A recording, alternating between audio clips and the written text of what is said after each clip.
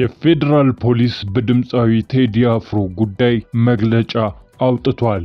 መግለጫው ለቀናት ስሙ በጠፋበት የድምፃዊው ስቱዲዮ መዘረፍና የቅርብ ወዳጆቹ እስር ጉዳይ ላይ ያተኮረ ነው። የፌዴራል ፖሊስን መግለጫና ዓለም አቀፍ ሚዲያዎች ስለ ዘረፋው የዘገቡትን አያይዘን እናቀርብላችኋለን። ቀጥለን ደግሞ ትራምፕ የራት ግብዣ ድግስ ላይ የደረሰባቸው የግድያ ሙከራ የተቀነባበረ ድራማ ነው ስለመባሉ አሳማኝ መረጃዎችን እናቀርብላችኋለን። ጋዜጠኞች በታደሙበት አዳራሽ ውስጥ ትራምፕ ሰሩት የተባለው ድራማ የዓለም መነጋገሪያ ሆኗል። እስከ መጨረሻው አብራችሁን ከቆያችሁ ሁሉንም ታሪክ ትሰሙታላችሁ። የፌዴራል ፖሊስ መግለጫ በከያኒ ቴዎድሮስ ካሳሁን ወይም ቴዲ አፍሮ የቅርብ ሰዎች ላይ ተደርጓል የተባለውን እስርና ክልከላ እንዲሁም የስቱዲዮ ዝርፊያ በተመለከተ ምላሽ የሰጡት የፌዴራል ፖሊስ ኃላፊው መረጃው መሰረተ ቢስና ከእውቀት የራቀ ነው ሲሉ አስተባበሉ። የታዋቂው ድምፃዊ ቴዲ አፍሮ ኢትዮሪካ የተሰኘ አልበሙን ለሕዝብ ይፋ ካደረገ በኋላ በዙሪያው ያሉት ሰዎች ላይ እስር መፈጸሙ እንዲሁም የፌዴራል ፖሊስ የደንብ ልብስ የለበሱ የጸጥታ አካላት የድምፃዊውን ስቱዲዮ ዕቃዎችና ለሕዝብ ጆሮ ያልደረሱ ስራዎቹን ተዘርፈዋል መባሉን ተከትሎ አዲስ ማለዳ ጋዜጣ በጉዳዩ ላይ ከፌዴራል ፖሊስ ምላሽ ጠይቃለች። ፖሊስም የፌዴራል ፖሊስ እንዲህ አይነት ወንጀል አይሰራም፣ ስብዕናውም አይደለም በማለት ለአዲስ ማለዳ ምላሹን እንደሰጠ ጋዜጣዋ ተናግራለች። ፖሊስ ይህንን ቢልም የአርቲስቱ የቅርብ ሰዎች ድርጊቱ እንደተፈጸመ ለዓለም አቀፍ መገናኛ ብዙሃን ተናግሯል። ምክትል ማናጀሯም ታስሯል በሚል መዘገቡ ይታወሳል። ከአዲስ ማለዳ ጋር ቆይታ ያደረጉት በፌዴራል ፖሊስ የወንጀል መምሪያ ኦፕሬሽን ኃላፊ ምክትል ኮሚሽነር ሙሊሳ አብዲሳ ፌዴራል ፖሊስ የሚሰራው በሕግና በሕግ ብቻ ነው ብለዋል። በርካታ ኦፕሬሽኖችን እንሰራለን ያሉት ምክትል ኮሚሽነሩ እዚህ ኦፕሬሽን ውስጥ ከእርሱ ጋር የሚገናኙ ነገሮች እኛ ያደረግነው ነገር የለም ብለዋል። አክለውም ቴዲ አፍሮ የኛ ተጠርጣሪ አይደለም፣ ይህ አርቲስት ነው፣ ሙዚቃውንም አውጥቷል ያሉት ኮሚሽነሩ በአርቲስቱ ላይ ምንም አይነት ነገር አልተደረገም ሲሉ ተናግረዋል። በተጨማሪም ኮሚሽነሩ አርቲስቱ በአሁኑ ወቅት በቤቱ በሰላም እየኖረ ይገኛል ያሉ ሲሆን በእሱ ላይ የቀረበ ጥቆማም ሆነ የተጀመረ ምንም አይነት የወንጀል ምርመራ የለም ብለዋል። ፌዴራል ፖሊስ አክሎም ጉዳዩን የሳይበር ጦርነት ሲል የጠራው ሲሆን የተወሰኑ የፖለቲካ ፍላጎት ያላቸው አካላት አርቲስቱን መጠቀሚያ ለማድረግ እየሞከሩ መሆኑን ለአዲስ ማለዳ ጋዜጣ ተናግረዋል። በየቀኑ ሺህ የሆነ ሐሰተኛ መረጃዎች ይፈጠራሉ። ስለዚህ አርቲስቱን እንደ መያዣ አድርገው የፖለቲካ አጀንዳ ማድረግ የሚፈልጉትን እያየን ነው። ከዛ ውጪ ይሄ ዜጋ ሕገ መንግስታዊ መብቱን ተጠቅሞ ሙዚቃ ሰርቷል። የሚደግፉት አሉ፣ የሚቃወሙት አሉ። ማብራሪያቸውን ሲቀጥሉም ያ ሌላ ሜዳ ነው ማለት ነው። ስለዚህ ከሱ ጋር የሚገናኝ ምንም አይነት ንክኪ ባለው ጉዳይ ላይ ኦፕሬሽን አላደረግንም። ሕግ ጥሶ ከተገኘ እንደማንኛውም ሰው ደግሞ ሊጠየቅ የሚችል ሰው ነው ዜጋ እስከሆነ ድረስ በማለት ይሄ መሰረተ ቢስና በህዝቡ ላይ ሽብር ለመፍጠር የሚደረግ የሳይበር ጦርነት ነው ሲሉ የፌዴራል ፖሊስ ኃላፊው ከአዲስ ማለዳ ጋር በነበራቸው ቆይታ አንስተዋል። የጸጥታ ተቋሙ አሰራሩን ከባህላዊ ወደ ቴክኖሎጂ መር ቀይሯል ያሉት ኮሚሽነሩ ዝም ብሎ በሰው ንግግር ወይም በዘፈን ምክንያት ዜጎች የሚታሰሩበት ዘመን ማለፉን አጽንኦት ሊሰጠው እንደሚገባ ጠቁመዋል። ሰው እንዲዘፈንክ ተብሎ የሚታሰርበት ነገር ተቋሙ ግራጁዌት አድርጎ አልፎታል። ወንጀል ከሰራ ማንኛውም ሰው ይጠየቃል። የመንግስት አመራርም ቢሆን በማስረጃ ላይ ሆኖ ይጠየቃል። ወንጀል ያልሰራ ደግሞ በፍጹም አይጠየቅም ያሉት ኮሚሽነሩ አርቲስቱም ሕገ መንግስታዊ መብቱን ተጠቅሞ ሙዚቃ የመስራት መብት አለው ብለዋል። አስቀድሞም ጋዜጣዊ መግለጫውን በተመለከተ መንግስት ከለከለ የሚለው አስተሳሰብ መጀመሪያውኑ መሰረተ ቢስ ነው በማለትም ተናግረዋል። ሰው የታገለው እንዲህ አይነቱን መብቶች እንዲከበሩለት ነው።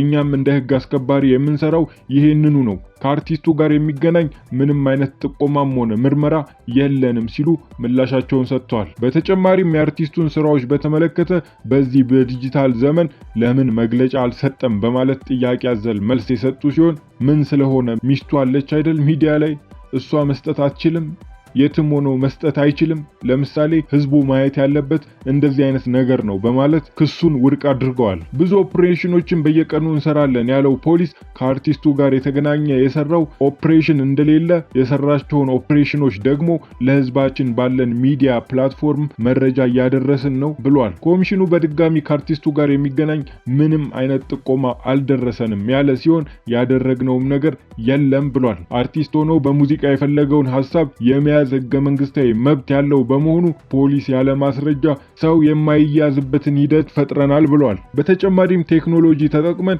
የትኛውንም አይነት የምርመራ ስራዎችን በአግባቡ እንሰራለን ያሉ ሲሆን ስራዎቹን ደግሞ እንደሚታየው በግድ የፌዴራል ፖሊስ ለህዝቡ ያሳውቃል ብለዋል። ስለዚህ ከአርቲስቱ ጋር የሚገናኝ ምንም አይነት ምርመራ እኛ አልሰራንም። ሰው ሊታወቅ ይችላል፣ በወንጀል ወንድምህ ሊታሰር ይችላል፣ አናውቅም። ጓደኛ ሊታሰር ይችላል፣ አናውቅም።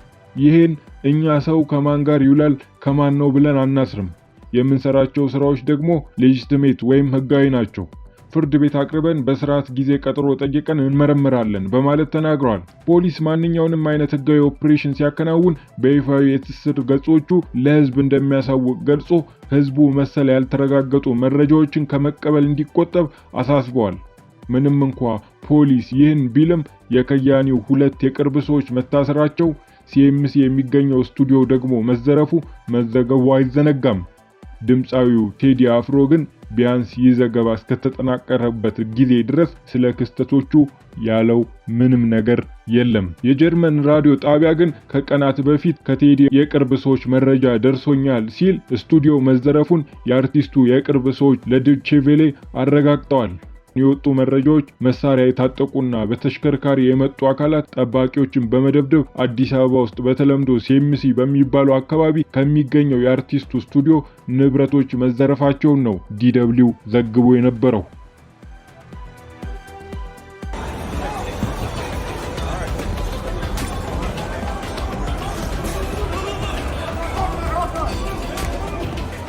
የዶናልድ ትራምፕ የግድያ ሙከራ ወይስ ድራማ? በዋይት ሃውስ የጋዜጠኞች ማህበር የእራት ግብዣ ላይ የጥይት ድምጽ መሰማቱን ተከትሎ ፕሬዝዳንቱ ከሞት አመለጡ የሚሉ ዜናዎች ዓለምን እያነጋገሩ ባሉበት በዚህ ወቅት የትራምፕ በክስተቱ ላይ አለመደናገጥና ሌሎች ነጥቦች ሙከራው የውሸት ነው የሚሉ አስተያየቶች እንዲሰነዘሩ ምክንያት ሆኗል። በአሜሪካ ፖለቲካ ውስጥ ትልልቅ ክስተቶች ሲፈጠሩ የሴራ ትንተናዎች ወይም ኮንስፓይረሲ ቲዮሪስ መውጣታቸው የተለመደ ነው። ትናንት ምሽት በዋይት ሃውስ የጋዜጠኞች ራት ግብዣ ላይ በተከሰተው ተኩስ ዙሪያም በማህበራዊ ሚዲያ ላይ የተለያዩ ጥርጣሬዎች እየተሰነዘሩ ይገኛሉ። በተለይ ጥቃቱ የተቀነባበረ ድራማ ነው ለሚሉ ወገኖች እንደ ምክንያት የሚጠቀሱትን ዋና ዋና የሴራ ነጥቦች እነዚህ ናቸው። አንደኛ፣ ነጮቹ ዘ አንሼከብል ፐርሶና የሚሉት የትራምፕ ያለመደንገጥ ባህሪ ነው። ዋነኛው የሴራው መነሻ የትራምፕ እርጋታ ነው። ተቺዎች እንደሚሉት በማንኛውም ሰው አጠገብ ተኩሱ ሲሰማ የሚታየው የመጀመሪያው ስሜት መደንገጥ፣ መሬት ላይ መውደቅ ወይም መሸሽ ነው። ነገር ግን ትራምፕ በጥቂት ደቂቃዎች ውስጥ ወደ መድረክ እመለሳለሁ ማለታቸውና ያሳዩት ድፍረት ክስተቱን አስቀድሞ እንደሚመጣ ያውቁት ነበር የሚል ጥርጣሬ ፈጥሯል። ሁለተኛ፣ የፖለቲካ ትርፍ ወይም ፖለቲካል ጌን ፍለጋ ነው። ሴራ ተንታኞች ትራምፕ ለደጋፊዎቻቸው የማይበገሩ መሪያቸው መሆኑን ለማሳየት የፈጠሩት ድራማ ነው ይላሉ። በተለይ በ2024 በፔንሲልቬኒያ ከደረሰባቸው ጥቃት በኋላ ያገኙትን ከፍተኛ የህዝብ ድጋፍ ለመድገም የታለመ የህዝብ ግንኙነት ስራ ወይም ፒአር ስታንት ነው የሚል ክርክር ያቀርባሉ። ሶስተኛ፣ የደህንነት ጥበቃው ሁኔታ። በዋይት ሃውስ ጋዜጠኞች ራት ላይ የሚኖረው ፍተሻ እጅግ ጥብቅ ከመሆኑ የተነሳ እንዴት መሳሪያ ይዞ የገባ ሰው ሊኖር ይችላል የሚለው ጥያቄ ሌላው የሴራ ትንተናው ክፍል ነው። ተኳሹ እንዲገባ የተፈቀደለት ለድራማው ማሳመሪያ ነው ወይም ጥይቱ ባዶ ነበር የሚሉ ግምቶች ይደመጣሉ። አራተኛ፣ ፕሮግራሙ ወዲያውኑ መቀጠሉ። ተኩሱ በተሰማበት አዳራሽ ውስጥ ምርመራ ሳይጠናቀቅና አካባቢው ሙሉ በሙሉ ሳይጸዳ የማህበሩ ፕሬዝዳንት ፕሮግራሙ ይቀጥላል ማለታቸው ለሴራ ተንታኞች ሁሉም ሰው ነገሩ አደገኛ እንዳልሆነ አስቀድሞ ያውቅ ነበር የሚል ፍንጭ ሆኖባቸዋል።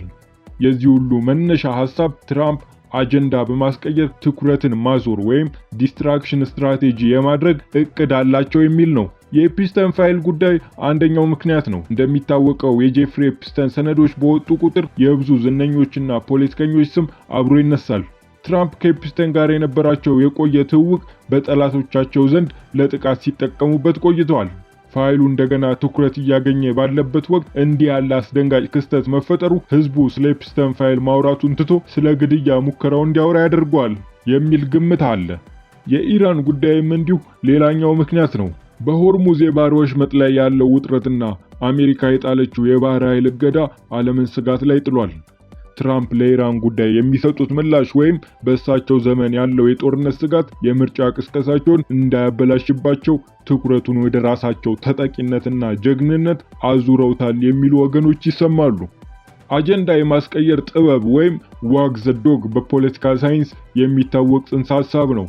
ይህም አንድ መሪ በውስጥ ፖለቲካ ወይም በግል ታሪኩ መጥፎ ስም ሲነሳበት ትልቅና አስደንጋጭ አገራዊ ክስተት ለምሳሌ ጦርነት ወይም የግድያ ሙከራ በመፍጠር የህዝቡን ትኩረት ወደዚያ እንዲያዞር የማድረግ ዘዴ ነው። በዚህም ሰዎች በተፈጥሯቸው ለተጠቃ ሰው የማዘን ዝንባሌ ስላላቸው ፕሬዝዳንቶች ተጠቂነት ወይም ቪክቲምሁድ ያደርጋሉ። ትራምፕ የጥቃቱ ሰለባ ነኝ የሚለውን ተረት ለማጠናከር ይህ ክስተት ትልቅ ግብዓት ይሆንላቸዋል። እንዲህ ያለ ጥቃት ሲሰነዘርም ደጋፊዎቻቸው ይበልጥ በስሜት ይቆጣሉ። ተቃዋሚዎቻቸው ደግሞ ጥቃቱን ለማውገዝ ስለሚገደዱ የትራምፕን ስም በተደጋጋሚ እንዲያነሱ ያደርጋቸዋል። ስለዚህ ህዝቡን በአንድነት ያገኙታል ማለት ነው። እውነታው ግን ምንድነው? እስቲ ከመላምቱም ከተረጋገጠው መረጃ መሃል ሆነን ሚዛናዊ እይታችንን እናስቀምጥ። እነዚህ የሴራ ትንታኔዎች ቢኖሩም እስካሁን ባለው መረጃ ጥቃቱ የውሸት መሆኑን የሚያረጋግጥ ተጨባጭ መረጃ አልቀረበም። ስለዚህ የሚከተሉትን ነጥቦች ማሰብ ተገቢ ነው። የመጀመሪያው ሴክሬት ሰርቪስ የተባለው የፕሬዝዳንቱ ጠባቂ ተቋም የትኛውንም ፕሬዝዳንት ለፖለቲካ ትርፍ ሲል አደጋ ውስጥ ይጥላል ተብሎ አይገመትም። ተቋሙ ጥብቅ ፕሮቶኮል ያለውና በሙያተኞች የሚመራ በመሆኑ ለድራማ ተብሎ ተኩስ እንዲከፈት ይፈቅዳል ብሎ ማሰብ ከባድ ነው። ከሰውየው አለመደንገጥ ጋር ተያይዞ የሚነሳውን በተመለከተ ትራምፕ ከዚህ ቀደምም በደረሱባቸው ጥቃቶች ተመሳሳይ ያለመደናገጥ ሁኔታ ይታይባቸው ነበር። ይህ ምናልባትም በልምድ ወይም በተፈጥሮ ያዳበሩት የግል ስብዕናቸው እንጂ የግድ የተቀነባበረ መሆኑን ላያሳይ ይችላል። የኤፍቢአይ እና ሌሎች የደህንነት አካላት በጉዳዩ ላይ ምርመራ እያደረጉ ሲሆን በሺዎች በሚቆጠሩ ጋዜጠኞችና ካሜራዎች ፊት እንዲህ ያለ ግዙፍ ድራማ መስራት ይቻላል ብሎ ማሰብ የማይታሰብ ይመስላል። ትራምፕ ግን በእርግጥም ደፋር ናቸው ወይስ ተዋናይ? መልሱ እንደተመልካቹ የፖለቲካ አመለካከት ይለያያልና የእርሶን ሐሳብ በኮመንት መጻፊያው ላይ ያስቀምጡልን።